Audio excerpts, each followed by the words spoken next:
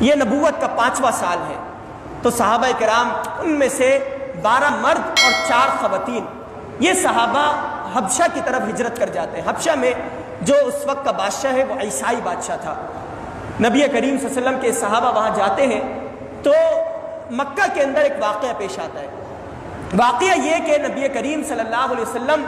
حرم کعبہ کے اندر آتے ہیں، مشرکین مکہ حرم کعبہ کے اندر موجود ہیں، تو نبی کریم صلی اللہ علیہ وسلم سورہ نجم کی تلاوت شروع کرتے ہیں۔ مشرکین مکہ اور سرداران قریش وہاں جمع ہیں،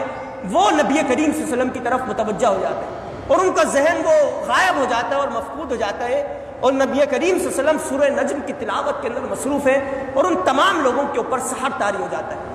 سورہ نجم کے آخر میں آیت سجدہ آتی ہے، نبی کریم صلی اللہ علیہ وسلم آیت سجدہ تلاوت فرماتے ہیں اور پھر سجدے کی حالت میں گر جاتے ہیں۔ تو جتنے بھی مشرکین اس سورت کو سن رہے ہوتے ہیں وہ بھی نبی کریم صلی اللہ علیہ وسلم کے ساتھ آیت سجدہ آنے پر سجدے میں گر پڑتے ہیں۔ تو وہ جو حبشہ کے اندر مسلمان تھے وہ یہ سمجھتے ہیں کہ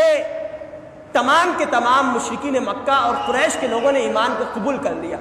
چونکہ انہوں نے سجدہ کیا تو وہ سارے کے سارے واپس مکہ کی جانب پلٹ پڑتے ہیں۔ جب مکہ آتے ہیں تو مکہ آنے کے بعد دوبارہ سے وہی مظالم کا سلسلہ ان صحابہ کرام پر ٹوٹ پڑتا ہے، تو دوبارہ سے صحابہ کرام ہجرت حبشہ فرماتے ہیں، اور حبشہ میں دوسری مرتبہ جو ہجرت ہوتی ہے تو 100 صحابہ کرام ہجرت فرماتے ہیں، جن میں سے 82 مرد اور 18 عورتیں ہیں۔ حبشہ میں پہنچنے کے بعد نجاشی کے دربار میں حاضری ہوتی ہے۔ نجاشی کے دربار میں حضرت جعفر بن ابی طالب رضی اللہ تعالیٰ عنہ نجاشی سے سارے معاملات بیان کرتے ہیں کہ اس طرح کا معاملہ ہمارے سامنے پیش آیا۔ تو مشرکین مکہ 2 افراد کو بھیجتے ہیں، اور ان 2 افراد میں سے ایک عمر بن عاص ہے جو بعد میں ایمان لے کر آتے ہیں، اور دوسرا عبداللہ بن ربیعہ، اور ان دونوں سے کہتے ہیں کہ جاؤ نجاشی کے پاس اور نجاشی سے کہو کہ یہ ہمارے لوگ ہیں اور ہمارے ساتھ لڑ کر اور ہماری مخالفت کرتے ہوئے اور ہمارے دین کو برا بھلا کہہ کر آئے ہیں، ہمارے باغی ہیں، لہذا ان کو واپس کیا جائے۔ یہ دونوں افراد جاتے ہیں، نجاشی سے گفتگو کرتے ہیں، نجاشی کو تحفے اور تحائف دیتے ہیں اور کہتے ہیں کہ ان کو ہمارے پاس واپس کیجیے۔ تو نجاشی حضرت جعفر کو بلاتا ہے، حضرت جعفر آتے ہیں، حضرت جعفر رضی اللہ عنہ نجاشی کے سامنے اسلام کا پیغام پیش کرتے ہیں۔ نجاشی حضرت جعفر اور وہ جو 2 مشرکین مکہ کے قاصد آئے تھے ان کے سامنے بات کہتا ہے کہ جس طرح ایک چراغ ہے اسی طرح ہمارا دین بھی اور تمہارا دین بھی، یعنی حضرت عیسیٰ علیہ السلام کا دین بھی اور محمد رسول اللہ کا دین بھی، یہ دونوں ایک چراغ کی مانند ہے۔